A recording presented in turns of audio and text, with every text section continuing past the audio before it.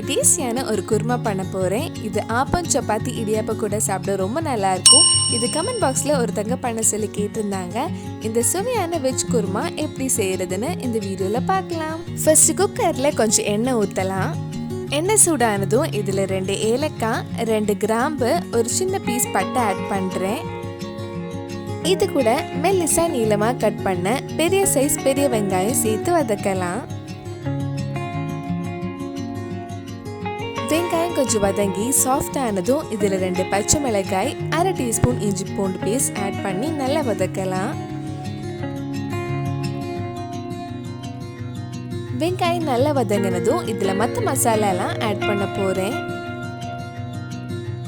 1/4 teaspoon மஞ்சள் பொடி, 1 teaspoon மிளகாய் பொடி, 1 டீஸ்பூன் மல்லிப்பொடி, கலருக்காக 1 teaspoon Kashmiri chilli powder, 1/2 teaspoon garam masala சேர்த்து அந்த மிளகாய் பொடி மல்லிப்பொடி பச்சை வாசனை போகிற வரைக்கும் கொஞ்சம் நேரம் வதக்கலாம். மிளகாய் பொடி உங்கள் காரத்துக்கு ஏற்ப போட்டுக்கோங்க. பச்சை வாசனை போனதுக்கப்புறம் நம்ம வெஜிடபிள்ஸ் ஆட் பண்ணலாம்.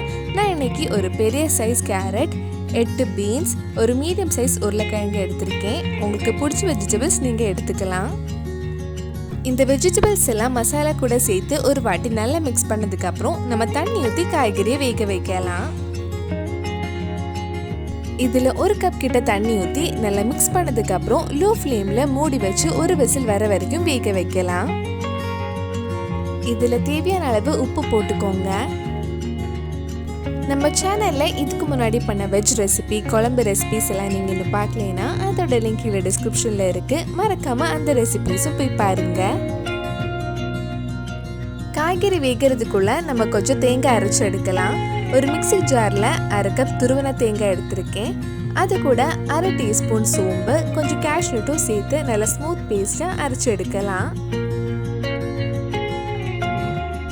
வெஜிடபிள்ஸ் எல்லாம் வெந்துடுச்சான்னு குக்கர் ப்ரெஷர்லாம் போனதுக்கப்புறம் ஓப்பன் பண்ணி பார்க்கலாம். காய்கறி நல்லா வெந்திருக்கு. இனி இதில் நம்ம அரைச்ச தேங்காவும் குருமாக்கு தேவையான தண்ணி ஊற்றி கொஞ்சம் நேரம் கொதிக்க வைக்க போகிறேன். தேங்காய் அரைச்ச அதே மிக்ஸி ஜாரில் கொஞ்சம் தண்ணி எடுத்து இதில் ஆட் பண்ணுறேன். உங்களுக்கு எவ்வளோ குழம்பு வேணுமோ அதுக்கேற்ற மாதிரி தண்ணி ஆட் பண்ணிக்கோங்க. இது கொஞ்ச நேரம் லோ ஃப்ளேமில் நல்லா கொதிச்சதுக்கப்புறம் ஆஃப் பண்ணிடலாம். கடைசியாக நம்ம இதில் கொஞ்சம் மல்லி இலை போட்டால் நம்ம டேஸ்டியான வெஜ் குருமா ரெடி ஆகிடும். டேஸ்டியான வெஜ் குருமா ரெடி ஆயிடுச்சு. இது ஆப்பம் சப்பாத்தி இடியாப்பம் கூட சாப்பிட ரொம்ப நல்லா இருக்கும். கண்டிப்பாக நீங்களும் இந்த ரெசிபி உங்கள் வீட்டில் செஞ்சு பாருங்கள். பிடிச்சிருந்தா இந்த வீடியோவை லைக் பண்ணுங்கள், உங்கள் ஃப்ரெண்ட்ஸ் அண்ட் ஃபேமிலிக்கு ஷேர் பண்ணுங்கள்.